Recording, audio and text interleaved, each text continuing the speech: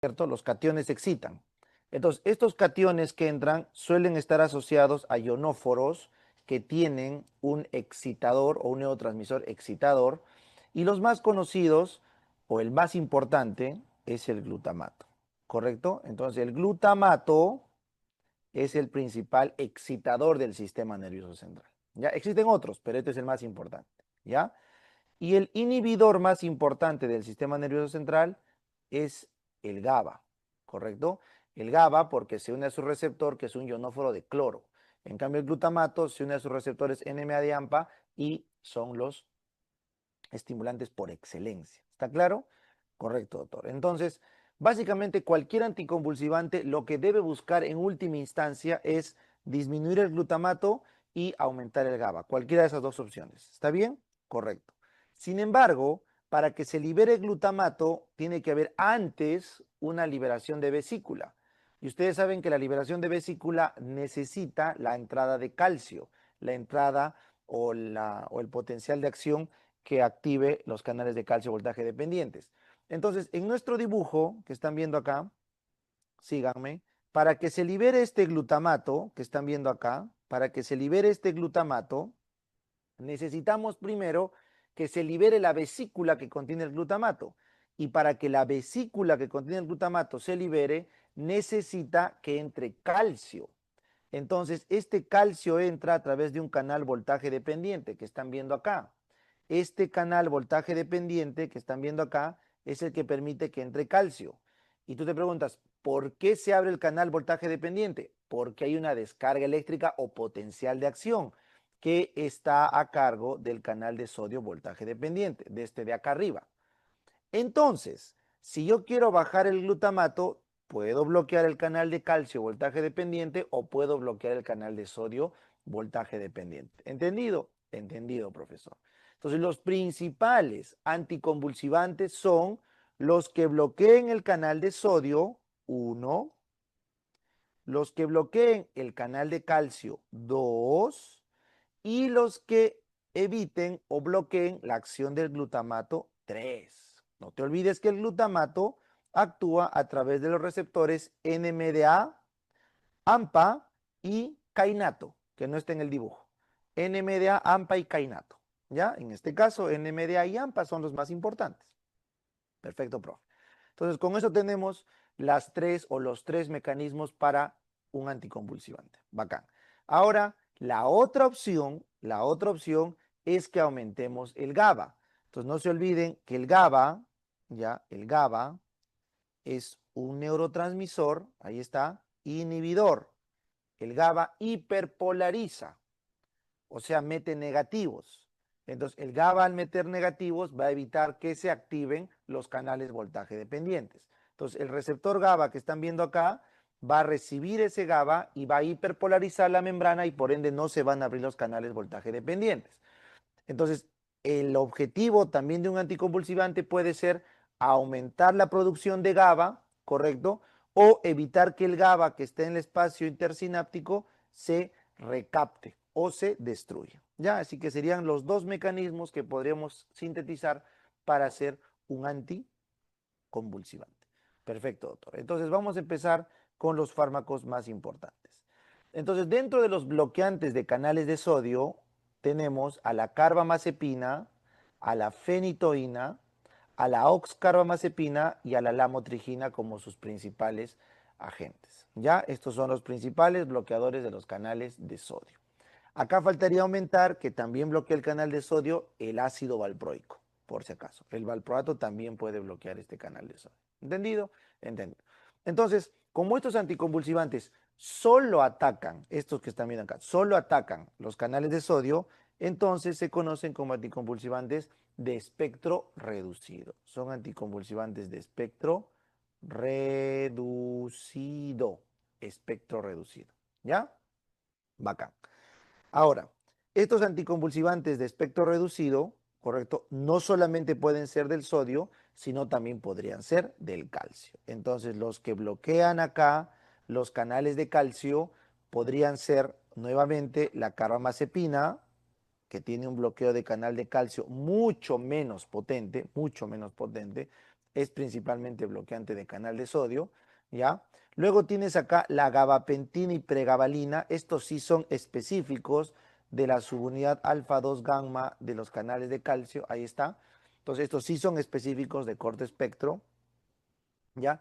Y finalmente, acá faltaría añadir la etosuximida, ¿ya? Acá añadan como bloqueador de canal de calcio a la etosuximida, ¿ya?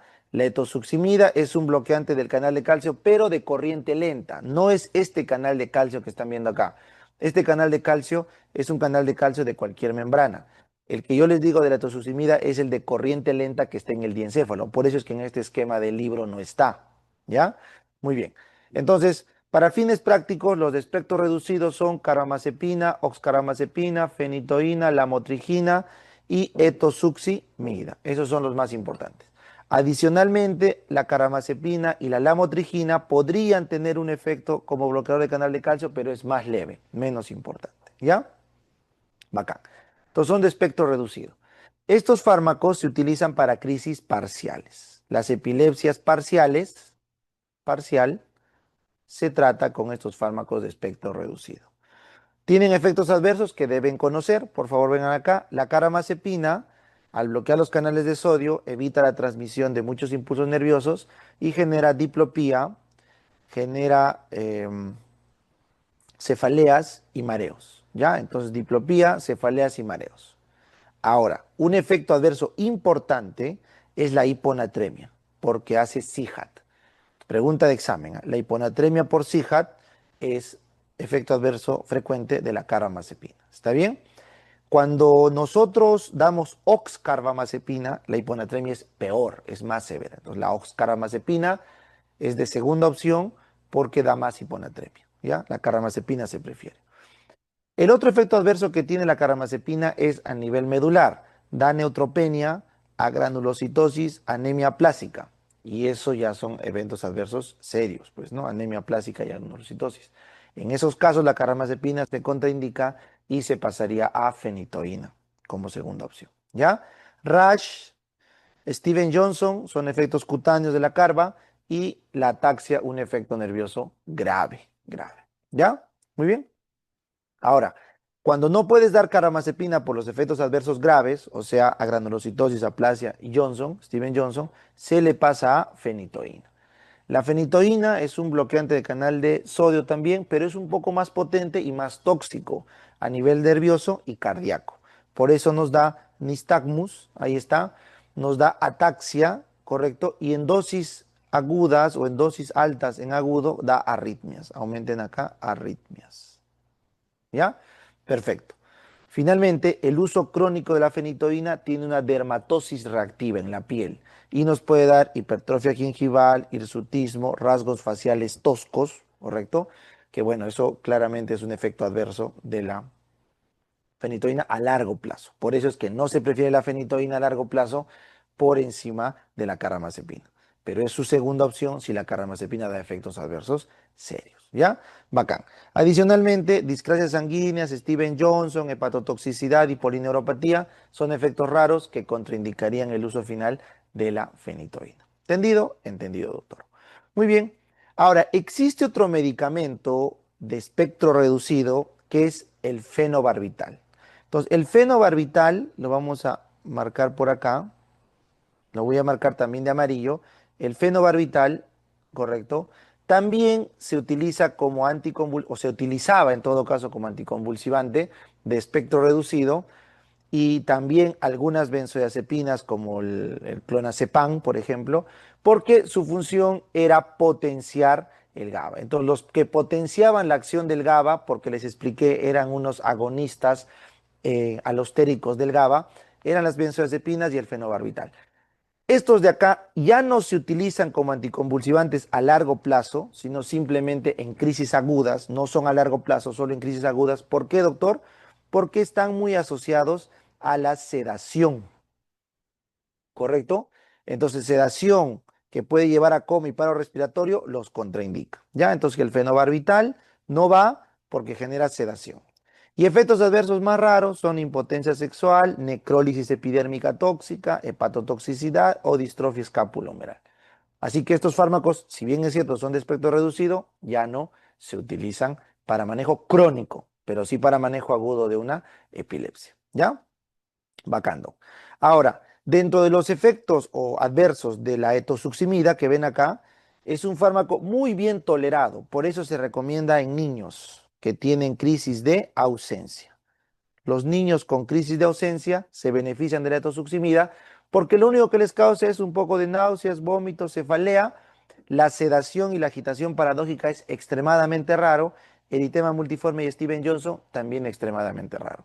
Así que es un fármaco bien tolerado y ya saben que bloquea los canales de calcio de corriente lenta diencefálica. Acuérdate, corriente lenta diencefálica. Perfecto, profe. Entonces con eso ya tenemos el resumen de los de espectro reducido y su mecanismo de acción. Muy bien. Algunos otros fármacos de espectro reducido adyuvantes, o sea que se utilizan en ayuda al tratamiento anticonvulsivante, puede ser la tiagabina, que es un inhibidor de la recaptación del GABA, o la vigabatrina, que es un inhibidor de la transaminasa del GABA, que es un metabolizador. Entonces, cuando inhibimos la transaminasa GABA, aumentamos la disponibilidad GABA. Y cuando bloqueamos su recaptador, aumentamos la disponibilidad GABA. Tiagabina y vigabatrina son fármacos adyuvantes que se usan al final cuando no hay respuesta porque son muy peligrosos. Son tóxicos y peligrosos por la sedación. ¿Entendido? Entendido, profe. Ahora pasemos a subrayar con color, vamos a usar un color más oscuro para los de amplio espectro. Los anticonvulsivantes de amplio espectro se llaman así porque tienen acción en dos o más de los mecanismos que les dije. Por ejemplo, el valproato, vamos a poner acá, el valproato o ácido valproico, como quieras verlo, actúa en los canales de sodio voltaje dependientes. Ahí lo tienes. Pero también el valproato actúa en los canales de calcio voltaje dependientes. Acá te lo voy a poner, valproato. ¿Correcto? El valproato también ha visto que actúa como antagonista del glutamato, ¿ya? Entonces, y acá arriba también como potenciador GABA. Entonces, el valproato puedes tenerlo en los canales de calcio voltaje dependientes, en los canales de sodio voltaje dependientes, en antagonismo al glutamato y en agonismo al GABA. Por eso el valproato es el fármaco anticonvulsivante de más amplio espectro que es usado con mayor frecuencia. ¿Está bien? Actúa a todos esos niveles. Por lo tanto, ustedes tienen que conocer sus efectos adversos, ya que el valproato está siempre indicado como primera línea en las epilepsias generalizadas. ¿Ya? Sus efectos adversos raros, o perdón, frecuentes son náuseas, vómitos, temblor, subida de peso, alopecia. Y entre sus efectos adversos severos que lo contraindican, hepatotoxicidad, pancreatitis y las penias, leucopenia, trombocitopenia, las penias, ¿ya? Entonces, esa es la diferencia. ¿Entendido? Entendido, Doc. Entonces, si yo tengo un efecto adverso severo contra el valproato, tengo que pasar a un antiepiléptico o anticonvulsivante de amplio espectro de segunda generación o los nuevos FAE, nuevos. En ese grupo tenemos a este fármaco, al topiramato. Noten, por favor, el topiramato bloquea los canales de calcio, el topiramato bloquea los NMDA del glutamato y el topiramato aumenta la actividad GABAérgica. O sea, la alternativa al valproato de los fármacos antiepilépticos modernos es el topiramato. Apunta, topiramato, ¿ya? Y también se ha visto que el topiramato tiene actividad sobre los canales de sodio. Así que por eso deben recordar el topiramato. Si no te responde al topiramato, entonces tienes un último fármaco que voy a marcar con rojo porque es el más peligroso de todos por su extremado riesgo de sedación, por su extremo riesgo de anemia aplásica y está contraindicado en absolutamente todos los casos, salvo en crisis refractarias de West o de Lennox-Gastaut, epilepsias intratables en los niños. Ahí tienes al felbamato que bloquea el AMPA del glutamato y el felbamato que potencia el GABA. Así que el felbamato es la bomba atómica porque actúa en los dos principales niveles. Aumenta el GABA y bloquea el AMPA, pero de forma muy potente. Por eso lo marco con rojo porque es súper peligroso, ¿ya? Y finalmente marcaré con azul a un anticonvulsivante especial que se utiliza para la eclampsia en las gestantes o para las crisis convulsivas en los pacientes con delirium tremens que ya no responden a benzodiazepinas, es el magnesio. El sulfato de magnesio bloquea los canales AMPA y se utiliza para las crisis agudas, convulsivas, en eclampsia y en delirium tremens, ¿ya? Esa es la diferencia de estos medicamentos. Muy bien, entonces con esto hemos hecho nuestro pequeño resumen de anticonvulsivantes. Muy bien. Ahora vamos a conversar de los antiparkinsonianos o los fármacos contra el Parkinson. ¿Está bien? Perfecto. Entonces, para poder entender lo que ocurre en el Parkinson, ustedes tienen que recordar un poquito de la fisiopatología, la sustancia negra, la pars compacta, que producía producía dopamina, ¿no es cierto? Y esta dopamina actuaba sobre la vía D1, ¿correcto? Y bloqueaba la vía D2, de tal forma que favorecía el movimiento. Ese era el mecanismo, ¿no es cierto? Entonces la dopamina actúa potenciando el movimiento a través de la vía D1 y actúa disminuyendo el movimiento a través de la vía D2. ¿Correcto? Correcto, doctor. Entonces, cuando tú liberas dopamina, aceleras con la vía D1 y frenas con la vía D2. ¿Entendido? Entendido. Entonces, cuando falla la sustancia negra pars compacta, cuando falla, entonces no tenemos dopamina. Si no tenemos dopamina, entonces no hay quien actúe sobre la vía de uno, por ende no hay movimiento. Y no hay quien frene en la vía de dos, entonces la vía de dos queda liberada. Entonces, al no haber un freno por la vía de dos, la vía de dos queda liberada y el paciente queda frenado, no te olvides. Cuando la dopamina actúa sobre el receptor de dos, disminuye el movimiento, o sea, disminuye la vía de dos y la vía de 2 es la encargada de frenar. Si yo no tengo dopamina, entonces la vía de 2 queda liberada y la vía de 2 va a terminar haciendo bradiquinesia. ¿Ya? Entonces el paciente hace una bradiquinesia, movimiento lento, lento, queda lento. Muy bien, entonces esta bradiquinesia se trata de combatir porque es la que le da peor calidad de vida a un paciente con Parkinson. Entonces la única forma de revertir eso es aumentando la disponibilidad de dopamina, dopamina exógena, ¿ya? El problema radica en que si yo te doy dopamina exógena, ahí lo tienes, dopamina exógena, esta dopamina va a hacer numerosos efectos adversos en la sangre, como cuáles, doctor, como náuseas, vómitos, diarrea, ¿correcto? Va a hacer alteraciones del tracto gastrointestinal y el paciente la pasa súper mal. Así que la dopamina en la sangre no es buena en absoluto, en absoluto. Entonces, para que no tengas estos efectos adversos, la droga que se da no es dopamina, sino es levodopa. La levodopa es un paso antes de la dopamina y la levodopa no genera estos efectos adversos secundarios y la levodopa es la primerita, o mejor dicho, la única que puede pasar la barrera hematoencefálica. Entonces, los transportadores de L-aminoácidos de la barrera hematoencefálica permiten pasar la levodopa al sistema nervioso central. Por eso el fármaco indicado contra el Parkinson es la levodopa. Lo malo es que en el plasma tenemos estas enzimas. Tenemos la COMT, ¿correcto? Y la dopa de carboxilasa. Entonces, cuando la levodopa se topa con la COMT, esta es degradada, ¿correcto? Y eso se elimina, no sirve. Y cuando la dopa es atacada por la dopa de carboxilasa, se vuelve dopamina y nos genera efectos adversos secundarios. Entonces, siempre que den levodopa, deben acompañar con carbidopa. La carbidopa es un inhibidor de la dopa de carboxilasa. Siempre van estos dos juntos, ¿ya? Entonces, levodopa van junto con carbidopa. ¿Entendido? Entendido, profe. Sin embargo, se ha visto en algunos casos de Parkinson donde la dopamina o la levodopa que le voy dando no me alcanza para el tratamiento, se me gasta. Entonces, para preservar esa levodopa, se puede añadir entacapona o tolcapona. La entacapona o tolcapona inhiben a la COMT y permite que el paciente no le haga entre comillas, resistencia a la levodopa, para que pueda seguir habiendo efecto de la levodopa, ¿ya? Una vez que la levodopa entra al sistema nervioso central, la dopa de carboxilasa del cerebro la transforma en dopamina y esta dopamina actúa en sus receptores dopaminérgicos y tenemos el efecto deseado que era que aumentar la vía de uno, que está a favor del movimiento, y bloquear la vía de 2 que estaba en contra del movimiento, porque la dopamina en el receptor de 2 es inhibidor, entonces para esa vía.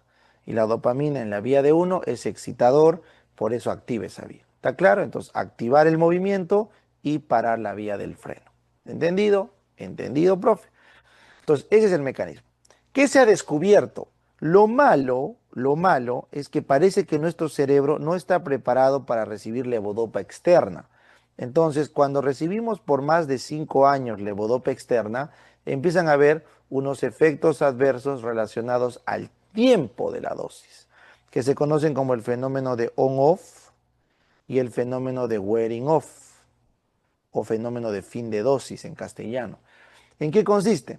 Que cuando el paciente se le está acabando la dosis de levodopa, de lo que estaba bien el abuelito ahí como viéndose tranquilo, se empieza a apagar. Así como si se apagara la pila de tu celular, ¿no? Y empieza ya a confundirse, igualito. Y con el tiempo, no solo ocurre el síndrome de wearing off, sino aparece un síndrome que se llama on-off, en el que al abuelito le das la pastilla y ¡pum! Se empieza a mover así como si fuera un hombrecito loco, pues, ¿no? Se llama disquinesia y luego cuando se acaba su dosis se apaga. Entonces, esos mecanismos son indeseados porque no tienen sentido darle un tratamiento que le va a empeorar su calidad de vida.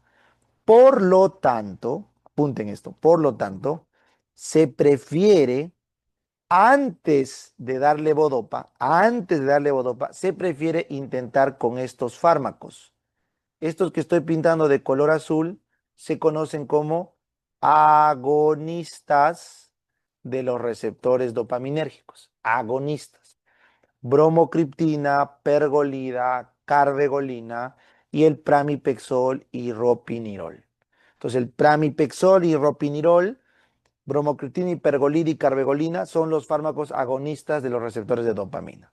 Esta bromocriptina y carvedilolina tienen efectos cardiovasculares deleterios, calcifican las válvulas, entonces no se prefieren, ¿correcto? Entonces, ¿qué preferimos? Preferimos el pramipexol ropinirol. Entonces, estos fármacos vendrían a ser los de primera elección al momento de tratar a un paciente con Parkinson, que todavía es joven, dícese joven, menor a 70 años, y la levodopa sería el medicamento de primera elección si es que el paciente ya tiene más de 70 años. ¿Por qué? Porque 5 años es lo que demora en los efectos adversos no deseados. Sin embargo, recuerden que la levodopa siempre va a ser mejor fármaco que el pramipexol. Siempre va a ser mejor fármaco, ¿ya? Muy bien. Entonces, con eso hemos entendido la relación de los agonistas de los receptores de dopamina. Ahora, esta tolcapona que vieron acá también pasa la barrera hematoencefálica. Entonces, cuando damos tolcapona, podemos evitar que se metabolice por la esa dopamina en el cerebro. Ese es un ejemplo del uso de la tolcapona para potenciar los efectos de la levodopa. Y finalmente, en el cerebro tenemos la monoaminoxidasa, el MAO, en este caso la MAO-B, y así como vimos en antidepresivos, se le puede dar un inhibidor de la MAO, que es la selegilina o la rasagilina, que evitan que se metabolice esta dopamina. Así que estos medicamentos que están viendo acá, selegilina, tolcapona, rasagilina, son medicamentos adyuvantes en el manejo crónico de Parkinson. ¿Entendido? Entendido, profe, facilito. Ya, entonces ese era el resumen de nuestros fármacos antiparkinsonianos. Muy bien. Ahora vamos a conversar de los fármacos antidemenciales. Ya, entonces, para eso rapidito vamos a recordar sobre el principal neurotransmisor de la cognición. Yo quiero que ustedes recuerden esto. ¿Se acuerdan qué es la cognición? La cognición viene a ser una serie de funciones mentales superiores llamadas en psiquiatría como el pensamiento. Entonces, la cognición es la capacidad de nuestro cerebro para pensar, y pensar en psiquiatría es aprehender el objeto. Eso es pensar. Cuando nosotros hablamos, no necesariamente estamos pensando, ¿correcto? Cuando nosotros sentimos, no estamos pensando. Cuando nosotros calculamos algo matemáticamente, no necesariamente estamos pensando. El pensamiento es un proceso más complejo que incluye la memoria, el lenguaje, el juicio, el razonamiento, la intuición, la analogía, la síntesis y una serie más de recursos superiores mentales que básicamente todos se orquestan acá, en el área prefrontal, pero requieren información sensitiva sensorial, ¿correcto? Esto que están viendo acá es información sensitiva sensorial, ¿ya? Esta información es sensitiva sensorial. ¿De qué áreas? Del área parieto-occipital o del área sensitiva somática. Entonces, estas recepciones permiten tener una estructura mejor del conocimiento, ¿ya? Pero para yo poder conocer algo, tengo que tener una memoria de corto plazo, ¿correcto? Que es en el prefrontal, con la atención. Pero luego esta es llevada a memoria de plazo intermedio o largo plazo para poder pensar, que está a cargo del hipocampo. Así que el hipocampo es el centro principal de la memoria, que se encarga de llevar la memoria inmediata a corto plazo del prefrontal, que es la sensitiva organizada, hacia una memoria a largo plazo cortical que me permita entender los conceptos. O sea, ahorita ustedes me están escuchando, me están viendo y están teniendo una memoria de plazo, de corto plazo, por las señales nerviosas, visuales, auditivas que están recibiendo. Sin embargo, en vuestra cabeza se está armando un concepto. Los que están atentos, prestándome atención compleja, ¿no? Atención compleja, dícese de aquella atención en la que involucras la mayor cantidad de centros nerviosos posibles. Entonces, una atención compleja, estás tratando de esa información visual auditiva que involucras, meterla a tu hipocampo y desde ahí disparar señales a toda tu corteza para poder aprehender el objeto. Entonces, ustedes están imaginándose lo que hablo, están integrando con información que ya recuerdan y están haciendo un proceso mental para fijar esta idea. Ese proceso tan complejo que ven requiere el hipocampo. El hipocampo es la memoria RAM de nuestro cerebro, ¿ya? Y ese hipocampo trabaja con acetilcolina, ¿ya? Entonces acuérdate, ¿tu computadora puede trabajar sin memoria RAM? No, doctor, se cuelga. Le pongo dos, tres programas y ya se colgó. Claro, cuando no tienes memoria RAM, la laptop no funciona. Igual, nuestro cerebro sin hipocampo no funciona. ¿Me entiendes? Te meto dos, tres, cuatro ideas complejas, ya tú dices, ay, doctor, yo ya me perdí, ya, repita, por favor. Está mal, pues está mal tu hipocampo, ya está mal.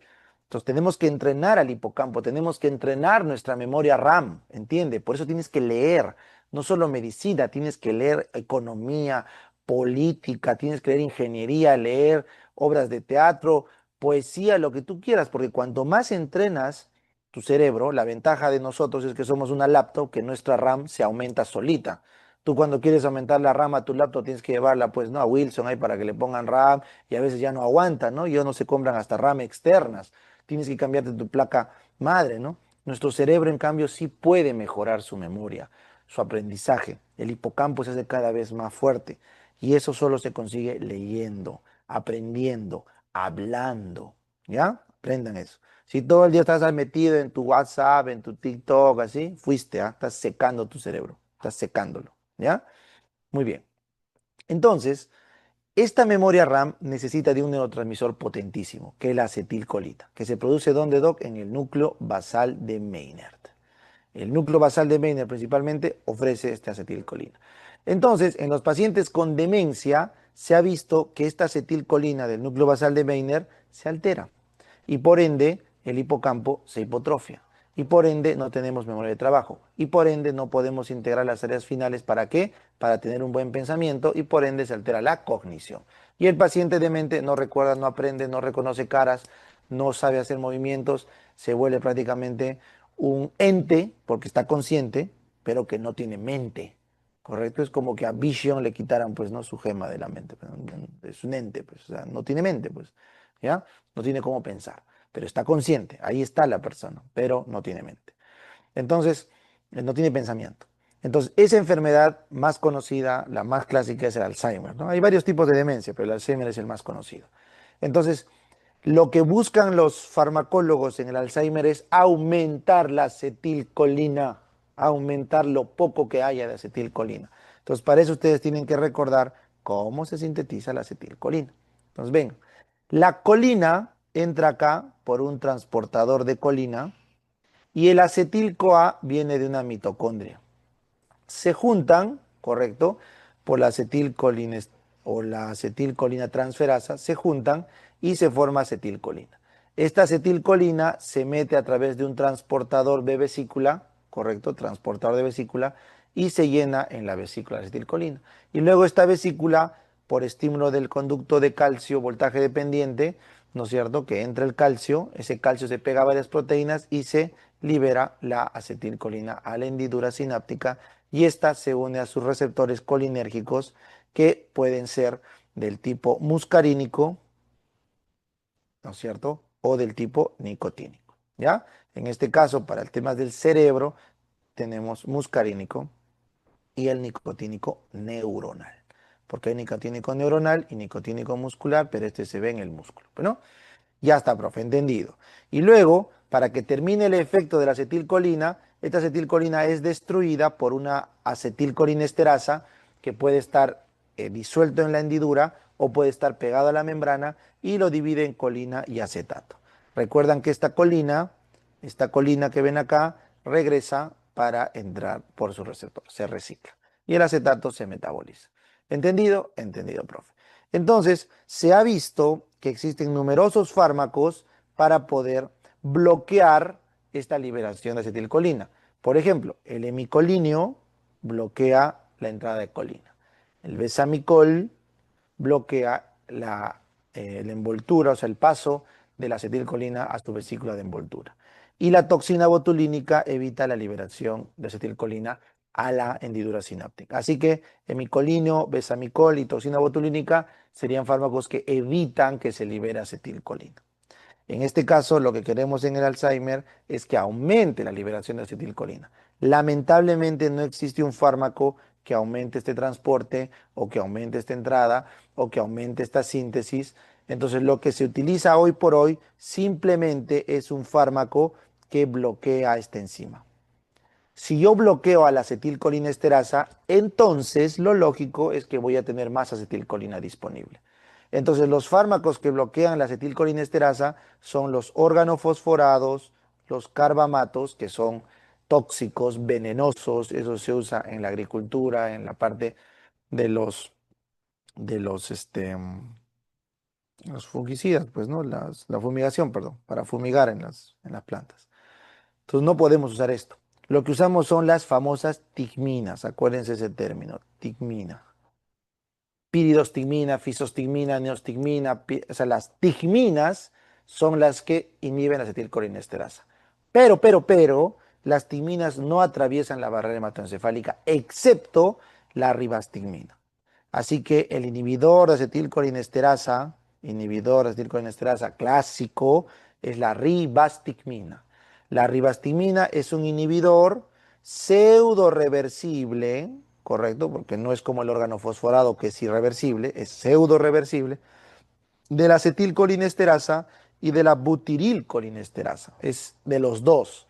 La acetilcolinesterasa encontramos en el plasma y en la unión de la placa motora y también en las neuronas colinérgicas del cerebro, pero la butirilcolinesterasa solo está en el plasma. ¿Ya? Entonces, esa es la función de la ribastigmina. Perfecto, perfecto. Otro fármaco, igual inhibidor de acetilcolinesterasa, pero de otro grupo farmacológico que no las tigminas, es el donapecilo. El donapecilo es un inhibidor reversible, selectivo, no competitivo de la acetilcolinesterasa. ¿Correcto? Es como que un fármaco más suave, con menos riesgo de hacer efecto colinérgico tóxico. ¿Ya? Entonces es un fármaco más suave, el donapecilo. ¿Ya? Muy bien. Entonces, esos son los dos fármacos que hoy por hoy se utilizan en el Alzheimer. Sin embargo, se ha visto en los estudios de Alzheimer que el daño original del Alzheimer, ¿por qué se destruyó esto? Parece ser un daño inflamatorio. y parece que en este daño inflamatorio está implicado el calcio. Y ustedes saben que el calcio entra por sus canales NMDA, que son activados por el glutamato. Entonces, vengan acá. Este es un canal NMDA, ahí está, un receptor NMDA, que es un canal que deja pasar calcio. ¿Correcto? Correcto. Recuerden que el calcio en el NMDA pasa junto con el sodio, es un dato especial. Muy bien. Entonces, cuando viene el glutamato, ahí está el glutamato, que lo vimos hace un rato, que es un excitador por excelencia, este glutamato se une, correcto, acá al receptor y lo abre para que entre sodio y calcio, de tal forma que lo excita a través de estos dos neurotransmisores, de estos dos iones. El sodio aumenta el potencial y el calcio es un segundo mensajero. Perfecto, Doc. Entonces, se ha visto que los pacientes que tienen Alzheimer avanzado, tienen demasiada actividad de MDA, demasiada entrada de calcio y por ende demasiado daño neuronal que genera inflamación. Entonces, para evitar todo este problema, se ha visto un fármaco que es la famosa memantina. La memantina, como ves acá, es un fármaco que solamente bloquea el canal abierto, evitando que pase sodio y calcio cuando el glutamato está ahí. Y si no está el glutamato, la memantina simplemente no lo toca. Así que la memantina actúa solamente en las neuronas que están siendo activamente eh, activamente, se podría decir, estimuladas por el glutamato. Entonces, la memantina es un fármaco que va dirigido a aquellas neuronas con mucha actividad glutamérgica, porque solo actúa en el canal abierto. ¿Está claro? Y se utiliza para los estadios avanzados del Alzheimer. Para el Alzheimer avanzado se utiliza la memantina. Muy bien. Finalmente, existe un último fármaco que no es tan usado, que es la galantamina, que es un inhibidor reversible de acetilcolinesterasa y a la vez un modulador presináptico del receptor nicotínico. Pero como les digo, se prefiere la ribastimina y el donapecil, ¿no? Pero se los pongo ahí para que tengan claro el resumen de estos fármacos. Muy bien, entonces este era el pequeño esquema que quería que tengan claros para los fármacos antidemenciales, ¿ya? Muy bien, ahora vamos a conversar de cefaleas, ¿ya? Ahora vamos a conversar de cefaleas.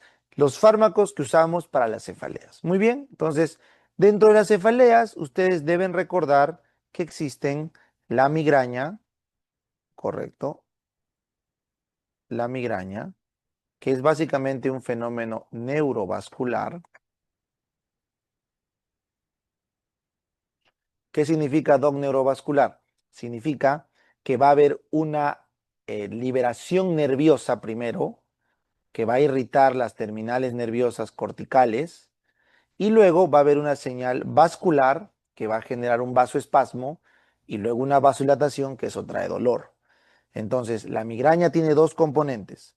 Una hiperexcitación nerviosa, que eso podría explicar por qué estos pacientes hacen náuseas, vómitos, sonofobia, fotofobia, por una hiperreactividad nerviosa. Y luego hay un fenómeno vascular que es una vasoconstricción, lo cual podría explicar el aura en la migraña, que luego va a seguir una vasodilatación y esa vasodilatación va con liberación de neuropéptidos de dolor. Si eso lo aumentas a la hipersensibilidad nerviosa, entonces se hace un círculo vicioso y la persona percibe el latido de sus vasos dolorosos. Bueno, por eso la cefalea de la migraña es una cefalea pulsátil. Entonces, lo que ocurre en un migrañoso, en una migrañosa, que es más frecuente, es que por algún motivo sus nervios se sobreexcitan y por otro lado, sus vasos se contraen. Entonces, esas dos condiciones hacen que se produzca la clínica de la migraña. ¿Entendido? Entendido, profe. Entonces, para tú tratar una migraña, bien sencillo, lo que tienes que hacer es primero atacar el dolor. Entonces, le podemos dar analgésicos simples, simplemente para bajar la inflamación y el dolor a nivel de las terminales nerviosas que están viendo acá del quinto uno, que es el que lleva el dolor. Entonces, le damos aspirina, metamizol, podríamos darle algunos derivados opioides como la codeína, pero siempre se prefiere los AINES, ¿ya? Entonces, en este caso, el fármaco de elección son los AINES, ¿ya? Dentro de los analgésicos simples, la aspirina sería la alternativa Y dentro de los AINES se prefiere el que mejor el paciente tolere, pero el paracetamol, no se olviden, el paracetamol siempre va a ser de primera línea, ¿correcto? El paracetamol. Si no puede con paracetamol, bueno, pues le podemos dar ibuprofeno, naproxeno, diclofenaco, ácido mefenámico. Recuerden que el diclofenaco es un fármaco potente, ¿ya? Y el fármaco de rescate es el ketorolaco. El ketorolaco es un fármaco de rescate en migrañas agudas severas, ¿ya? Perfecto, entonces eso es lo que daríamos al inicio. Como ustedes saben, estos pacientes hacen náuseas y vómitos por esa hiperactividad de los centros nauseosos que tienen en su tronco.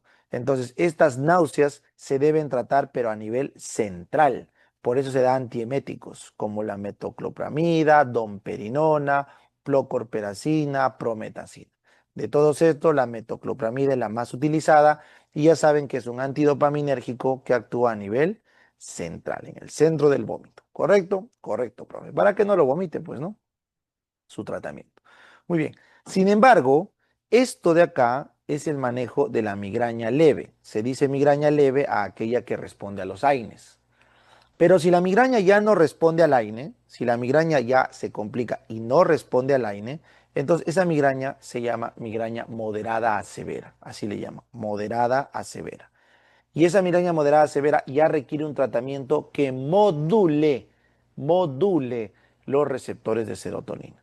Entonces ahí le vamos a dar los famosos agonistas selectivos del receptor de serotonina. Agonistas selectivos de la 5-hidroxitriptamina.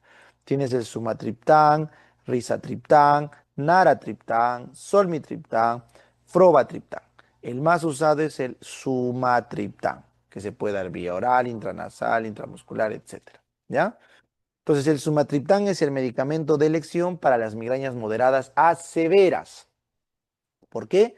Porque es un regulador de la liberación de serotonina. Recuerden que esta vasoconstricción que están viendo acá es producto de la noradrenalina que se libera en el locus ceruleus, pero el inicio de todo este problema es la liberación de serotonina, ¿correcto? Así que noradrenalina y serotonina son los dos mecanismos implicados en el gatillamiento o inicio de la migraña. Entonces, un agonista selectivo de la serotonina ayuda a modular estas respuestas, sobre todo a nivel de los vasos, porque cuando los vasos reciben señales serotoninérgicas van a tener esta tendencia a vasoconstricción y luego vasodilatación. Entonces lo que hacen es modular esa respuesta para que no sea tan violenta y no se desencadene el dolor severo, ya el dolor severo. Muy bien, entonces agonistas de la serotonina, no se olviden. Cuando no habían estos fármacos o en países donde no se trata bien la migraña, muchos médicos todavía siguen prescribiendo alcaloides del ergot, como la ergotamina o la dihidroergotamina. Estos fármacos ya no deberían darse para la migraña porque tienen muchos efectos cardiovasculares. Recuerden, la ergotamina puede generar isquemia periférica, taquicardia, hipertensión. Va mal, va mal, ¿ya? Así que no se recomienda ergotamina ya como manejo crónico. A veces lo usan para crisis agudas, pero no se recomienda para el manejo de una migraña, ¿ya? No se recomienda. Preferible sumatriptan. Muy bien. Ahora, si nosotros tenemos que una persona tiene 4 o más ataques de migraña, entonces ya tenemos que prevenir un potencial caso de migraña crónica o también llamada migraña transformada. Entonces, para evitar eso, se puede dar profilaxis. Entonces, la prevención de migraña está indicado en pacientes que tienen 4 o más episodios de migraña al mes. 4 o más episodios de migraña al mes, ¿correcto? Entonces, estos pacientes ya, caballero nomás, tienes que darles su tratamiento preventivo, no se olviden. Y en ese caso, utilizamos beta bloqueantes como el propranolol, ¿no es cierto? Que es importante para evitar el vasoespasmo. O puedes usar antidepresivos tricíclicos, que son importantes para evitar ese gatillo inicial de serotonina, noradrenalina. O podemos usar flunaricina, que es un calcio antagonista central para evitar la vasoconstricción de los vasos sanguíneos. O podemos usar ácido valproico o topiramato, que son anticonvulsivantes que evitan las descargas nerviosas intensas que les dije acá por la hiperexcitación también. Y bueno, menos recomendado la gabapentina y la ciprofloxacina, menos recomendado. Entonces, esos son los medicamentos preventivos para las personas que tienen probabilidad de hacer una migraña crónica o transformada. ¿Ya? Entonces, este era el pequeño resumen de los medicamentos que tenemos que hacer en el manejo de las cefaleas. Muy bien, entonces con eso hemos terminado el capítulo de farmacología. Espero que les haya sido de mucha utilidad.